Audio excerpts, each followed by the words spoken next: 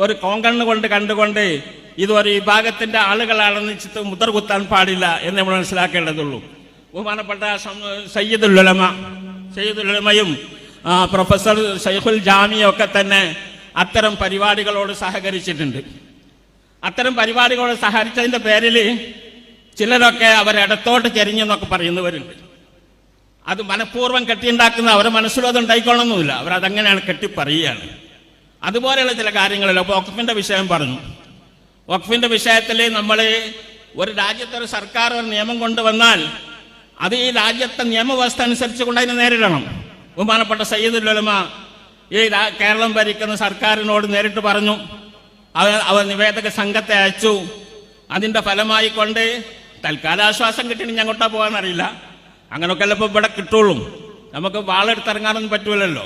ആ നിലക്കുള്ള സഹകരിച്ചു കൊണ്ടുള്ള മുന്നോട്ട് പോകുകളൊക്കെ നടക്കുന്നുണ്ട്. അതുകൊണ്ട് നിങ്ങളാരും കമ്മ്യൂണിസ്റ്റ് നല്ലതാണെന്ന് നമ്മൾ പറയുന്നില്ല. കമ്മ്യൂണിസം വടക്ക് തന്നെയാണ്, നമ്മൾ അടുപ്പിക്കാൻ പറ്റാത്തതൊക്കെ തന്നെയാണ്. പക്ഷെ കേരളം ഭരിക്കുന്ന സർക്കാർ അവരായതുകൊണ്ട് അവരിൽ നിന്ന് കിട്ടേണ്ടതിന് ചില മാർഗങ്ങളുണ്ട്, ആ മാർഗങ്ങൾ സ്വീകരിക്കും. അപ്പം സഖാവ് ഉമർ ഫൈസി നിങ്ങൾ പറയാൻ നിൽക്കരുതെന്ന് മാത്രമേ പറയാനുള്ളൂ. അങ്ങനെയുള്ള ചില സംഗതി അതിപ്പം പിന്നെ നമ്മളെ സംബന്ധിച്ചിടത്തോളം അങ്ങനെയാണല്ലോ. ഇനിയിപ്പം ഇതൊക്കെ പറയുന്ന ആളുകൾ തന്നെ നാളെ ഓലെ കൂടാൻ പോവുകയാണ്. അപ്പം എന്താ സംഭവിക്കാന്ന് അറിയില്ല.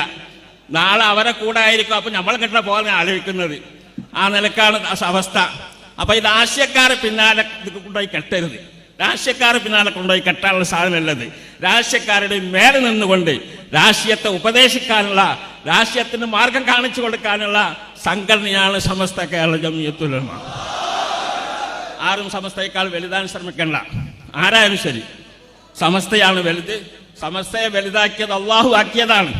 ബഹുമാനപ്പെട്ട സാദാത്തുക്കൾ അതിൻ്റെ കൂടെയുണ്ട്, ഉലമാക്കൾ, അമ്പിയാക്കൾ, ഔലിയാക്കൾ അതിൻ്റെ കൂടെയുണ്ട്. അതുകൊണ്ട് തന്നെ അതെന്നും ഉയർന്നുകൊണ്ട് നിൽക്കും.